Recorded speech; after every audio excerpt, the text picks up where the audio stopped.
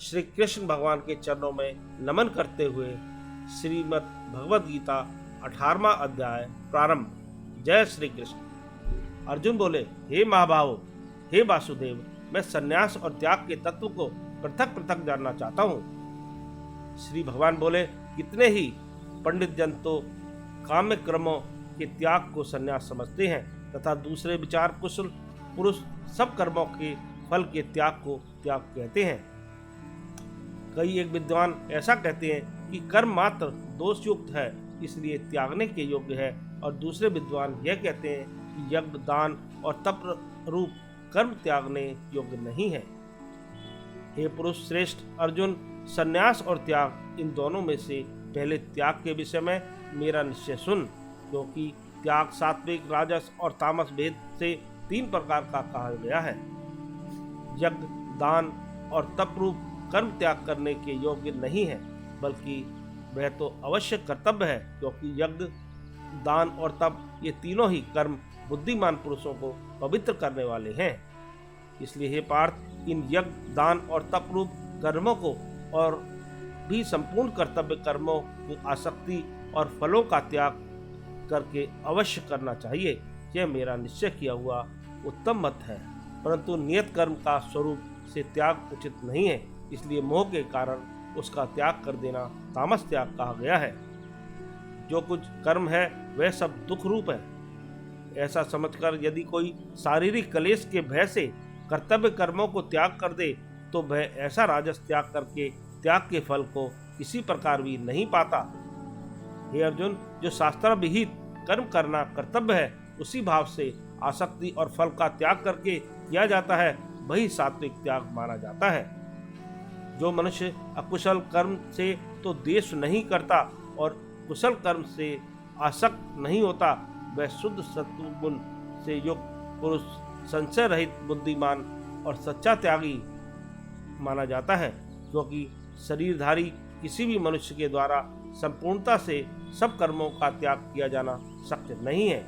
इसलिए जो कर्म फल का त्यागी है वही त्यागी है, यही कहा जाता है।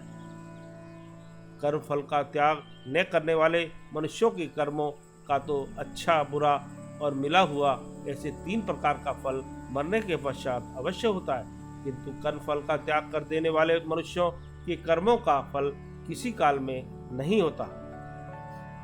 हे महाभाव, संपूर्ण कर्मों की सिद्धि के 5 हेतु कर्मों का अंत करने के लिए उपाय बतलाने वाले सांख्य शास्त्र में कहे गए हैं, उनको तू मुझसे भली भांति जान। इस विषय में अर्थात कर्मों की सिद्धि में अधिष्ठान और कर्ता तथा भिन्न भिन्न प्रकार के कर्म एवं नाना प्रकार की अलग अलग चेष्टाएं और वैसे ही 5वां हुए हेतु देव कहा गया है। मनुष्य मन, वाणी और शरीर से शास्त्रानुकूल अथवा विपरीत जो कुछ भी कर्म करता है उसके 5 कारण हैं, परंतु ऐसा होने पर भी जो मनुष्य अशुद्ध बुद्धि होने के कारण उस विषय में यानी कर्मों के होने में केवल शुद्ध स्वरूप आत्मा को कर्ता समझता है, वह मलिन बुद्धि वाला अज्ञानी यथार्थ नहीं समझता।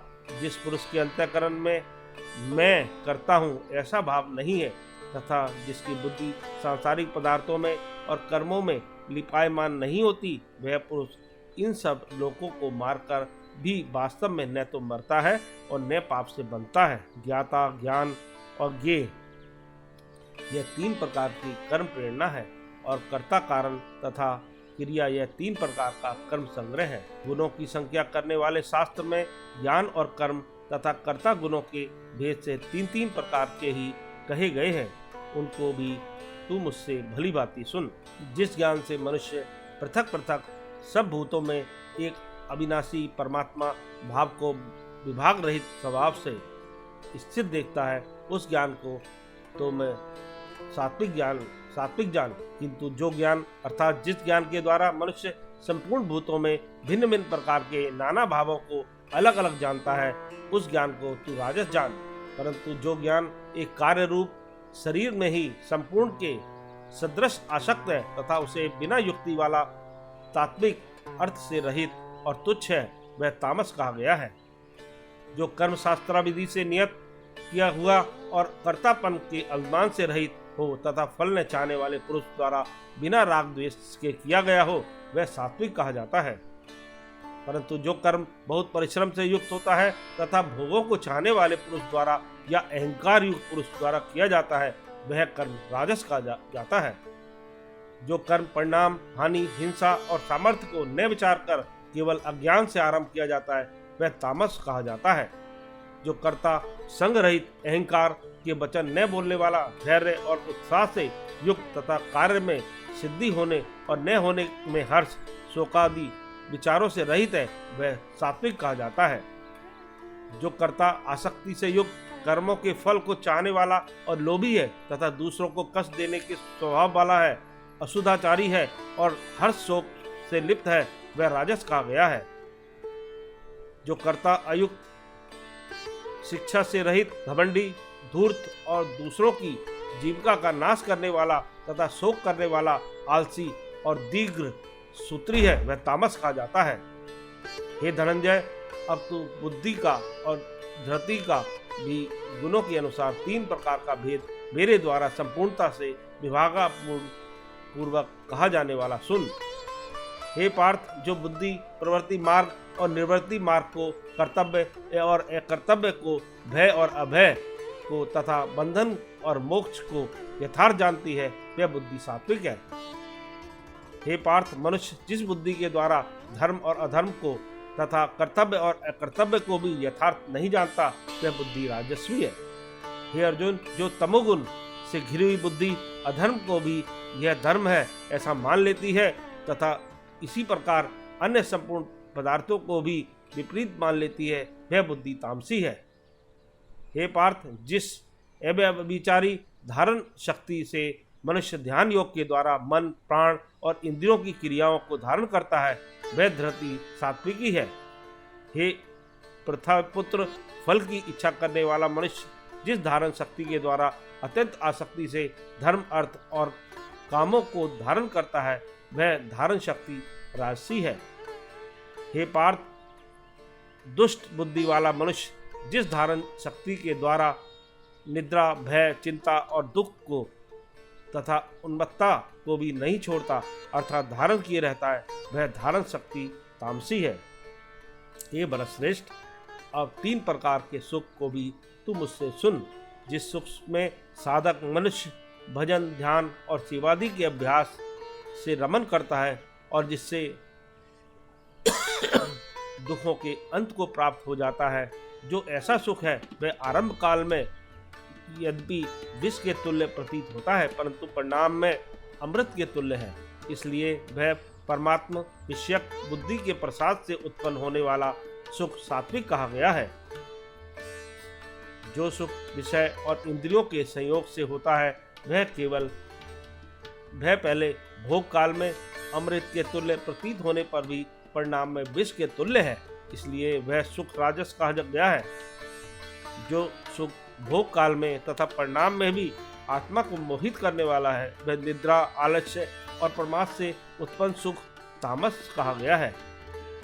पृथ्वी में या आकाश में अथवा देवताओं में तथा उनके सिवा और कहीं भी ऐसा कोई भी सत्व नहीं है जो प्रकृति से उत्पन्न इन तीनों गुणों से रहित हो। हे परंतप, ब्राह्मण, क्षत्रिय और वैश्यों के तथा शूद्रों के कर्म स्वभाव से उत्पन्न गुणों के द्वारा विभक्त किए गए हैं। अंतःकरण का निग्रह करना, इंद्रियों का दमन करना, धर्म पालन के लिए कष्ट सहना, बाहर भीतर से शुद्ध रहना, दूसरों के अपराधों को क्षमा करना, मन, इंद्रिय और शरीर को सरल रखना, वेद शास्त्र, ईश्वर और परलोक आदि में श्रद्धा रखना, वेद शास्त्रों का अध्ययन अध्यापन करना और परमात्मा के तत्व का अनुभव करना, ये सब के सब भी ब्राह्मण के स्वाभाविक कर्म हैं। शूरवीरता, तेज, धैर्य, चतुरता और युद्ध में न भागना, दान देना और स्वाभिमान, ये सब के सब ही क्षत्रिय के स्वाभाविक कर्म हैं। खेती, गोपालन और क्रय विक्रय, रूप, सत्य, व्यवहार, ये वैश्य के स्वाभाविक कर्म है तथा सब वर्णों की सेवा करना शूद्र का भी स्वाभाविक कर्म है। अपने अपने स्वाभाविक कर्मों में तत्परता से लगा हुआ मनुष्य भगवत प्राप्ति रूप परम सिद्धि को प्राप्त हो जाता है। अपने स्वाभाविक कर्म में लगा हुआ मनुष्य जिस प्रकार से कर्म करके परम सिद्धि को प्राप्त होता है, उस विधि को तू सुन। जिस परमेश्वर से संपूर्ण प्राणियों की उत्पत्ति हुई है और जिसमें यह समस्त जगत व्याप्त है, उस परमेश्वर की अपने स्वाभाविक कर्मों द्वारा पूजा करके मनुष्य परम सिद्धि को प्राप्त हो जाता है। अच्छी प्रकार आचरण किए हुए दूसरे के धर्म से गुण रहित भी अपना धर्म श्रेष्ठ है, क्योंकि स्वभाव से नियत किए हुए स्वधर्म रूप कर्म को करता हुआ मनुष्य पाप को नहीं प्राप्त होता। अतएव हे कुंती पुत्र, दोष युक्त होने पर भी सहज कर्म को नहीं त्यागना चाहिए, क्योंकि धुएं से अग्नि की भांति सभी कर्म किसी न किसी दोष से आवृत हैं। सर्वत्र आसक्ति रहित बुद्धि वाला, सर्पाहारित और जीते हुए अंतःकरण वाला मनुष्य, सर्वत्र आसक्ति रहित बुद्धि वाला, सर्पहारित और जीते हुए अंतःकरण वाला पुरुष सांख्य योग के द्वारा उस परम नैष्कर्य सिद्धि को प्राप्त होता है, जो कि ज्ञान योग की परानिष्ठा है। उस नैष्कर्म सिद्धि को जिस प्रकार से प्राप्त होकर मनुष्य ब्रह्म को प्राप्त होता है, उस प्रकार को है हे कुंती पुत्र, तू संक्षेप में ही मुझसे समझ। विशुद्ध बुद्धि से युक्त तथा हल्का, सात्विक और नियमित भोजन करने वाला, शब्दादि विषयों का त्याग करके एकांत और शुद्ध देश का सेवन करने वाला, सात्विक धारण शक्ति के द्वारा अंतःकरण और इंद्रियों का संयम करके मन, वाणी और शरीर को वश में कर लेने वाला, राग द्वेष को सर्वथा नष्ट करके भली भांति दृढ़ वैराग्य का आश्रय लेने वाला तथा अहंकार, बल, घमंड, काम, क्रोध और परिग्रह का त्याग करके निरंतर ध्यान योग के परायण रहने वाला, ममता रहित और शांति युक्त पुरुष सच्चिदानंद ब्रह्म में अभिन्न भाव से स्थित होने का पात्र होता है। फिर वह सच्चिदानंद घन ब्रह्म में एक ही भाव से स्थित प्रसन्न मन वाला योगी न तो किसी के लिए शोक करता है और न किसी की आकांक्षा भी करता है। ऐसे समस्त प्राणियों में स्वभाव वाला योगी मेरी पराभक्ति को प्राप्त होता है। उस पर भक्ति के द्वारा वह मुझ परमात्मा को मैं जो हूँ और जितना हूँ ठीक वैसा का वैसा तत्व से जान लेता है तथा उस भक्ति से मुझको तत्व से जानकर तत्काल ही मुझ में प्रविष्ट हो जाता है। मेरे परायण हुआ कर्मयोगी तो संपूर्ण कर्मों को सदा करता हुआ भी मेरी कृपा से सनातन अविनाशी परम पद को प्राप्त हो जाता है। सब कर्मों को मन से मुझ में अर्पण करके तथा समबुद्धि रूप योग का अवलंबन करके मेरे परायण और निरंतर मुझ में चित्त वाला हो। उपयुक्त प्रकार से मुझ में चित्त वाला होकर तू मेरी कृपा से समस्त संकटों को अनायास ही पार कर जाएगा, और यदि अहंकार के कारण मेरे वचनों को न सुनेगा तो नष्ट हो जाएगा, अर्थात परमार्थ से भ्रष्ट हो जाएगा। जो तू अहंकार का आश्रय लेकर यह मान रहा है कि मैं युद्ध नहीं करूंगा, तेरा यह निश्चय मिथ्या है, क्योंकि तेरा स्वभाव तुझे जबरदस्ती युद्ध में लगा देगा। हे कुंती पुत्र, जिस कर्म को तू मोह के कारण करना नहीं चाहता, उसको भी अपने पूर्वकृत स्वाभाविक कर्म से बंधा हुआ परवश होकर करेगा। हे अर्जुन, शरीर रूप यंत्र में आरूढ़ हुए संपूर्ण प्राणियों को अंतर्यामी परमेश्वर अपनी माया से उनके कर्मों के अनुसार भ्रमण कराता हुआ सब प्राणियों के हृदय में स्थित है। हे भारत, तू सब प्रकार से उस परमेश्वर की ही शरण में जा। उस परमात्मा की कृपा से ही तू परम शांति को तथा सनातन परम धाम को प्राप्त होगा। इस प्रकार यह गोपनीय से भी अति गोपनीय ज्ञान मैंने तुझसे कह दिया। अब तू इस रहस्य युक्त ज्ञान को पूर्णतया भली भांति विचार कर जैसे चाहता है वैसे ही कर। संपूर्ण गोपनीयों से अति गोपनीय मेरे परम रहस्य युक्त वचन को तू फिर से सुन। तू मेरा अतिशय प्रिय है इससे यह परम हितकारक वचन मैं तुझसे कहूँगा। हे अर्जुन, तू मुझ में मन वाला हो, मेरा भक्त बन, मेरा पूजन करने वाला हो और मुझको प्रणाम कर। ऐसा करने से तू मुझे ही प्राप्त होगा। यह मैं तुझसे सत्य प्रतिज्ञा करता हूँ, क्योंकि तू मेरा अत्यंत प्रिय है। संपूर्ण धर्मों को अर्थात संपूर्ण कर्तव्य कर्मों को मुझ में त्याग कर तू केवल एक मुझ सर्वशक्तिमान सर्वाधार परमेश्वर की ही शरण में आ जा। मैं तुझे संपूर्ण पापों से मुक्त कर दूंगा। तू शोक मत कर। मुझे तुझे यह गीता रूप रहस्यमय उपदेश किसी भी काल में न तो तप रहित मनुष्य से कहना चाहिए, न भक्ति रहित और न बिना सुनने वाले की इच्छा वाले से ही कहना चाहिए, तथा जो मुझ में दोष दृष्टि रखता है उससे भी नहीं कहना चाहिए। जो पुरुष मुझ में परम प्रेम करके उस परम रहस्ययुक्त गीता शास्त्र को मेरे भक्तों से कहेगा, वह मुझको ही प्राप्त होगा, इसमें कोई संदेह नहीं है। उससे बढ़कर मेरा प्रिय कार्य करने वाला मनुष्यों में कोई भी नहीं है, तथा पृथ्वी भर में उससे बढ़कर मेरा प्रिय दूसरा कोई भविष्य में होगा भी नहीं। जो पुरुष इस धर्म में हम दोनों के संवाद रूप गीता शास्त्र को पढ़ेगा, उसके द्वारा भी मैं ज्ञान यज्ञ से पूजित होऊंगा, ऐसा मेरा मत है। जो मनुष्य श्रद्धा युक्त और दोष दृष्टि से रहित होकर इस गीता शास्त्र का श्रवण भी करेगा, वह भी पापों से मुक्त होकर उत्तम कर्म करने वालों के श्रेष्ठ लोगों को प्राप्त होगा। हे पार्थ, क्या इस गीता शास्त्र को तूने एकाग्रचित्त से श्रवण किया? और हे धनंजय, क्या तेरा अज्ञान जनित मोह नष्ट हो गया? अर्जुन बोले, हे अच्युत, आपकी कृपा से मेरा मोह नष्ट हो गया और मैंने स्मृति प्राप्त कर ली है। अब मैं संशय रहित होकर स्थित हूँ, अतः आपकी आज्ञा का पालन करूंगा।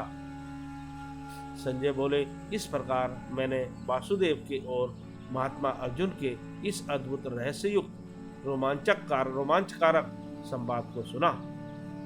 श्री व्यास जी की कृपा से दिव्य दृष्टि पाकर मैंने इस परम गोपनीय योग के अर्जुन के प्रति कहते हुए स्वयं योगेश्वर भगवान श्री कृष्ण से प्रत्यक्ष सुना। हे राजन, भगवान श्री कृष्ण और अर्जुन के इस रहस्ययुक्त कल्याणकारक और अद्भुत संवाद को पुनः पुनः स्मरण करके मैं बार बार हर्षित हो रहा हूँ। हे राजन, श्री हरि के उस अत्यंत विलक्षण रूप को पुनः पुनः स्मरण करके मेरे चित्त में महान आश्चर्य होता है और मैं बारंबार हर्षित हो रहा हूँ। हे राजन, जहाँ योगेश्वर भगवान श्री कृष्ण हैं और जहाँ गांडीवधारी अर्जुन हैं, वहीं पर श्री विजय विभूति और अचल नीति हैं, ऐसा मेरा मत है। इति श्री भगवद गीता 18वां अध्याय संपन्न। जय श्री कृष्ण, जय श्री कृष्ण।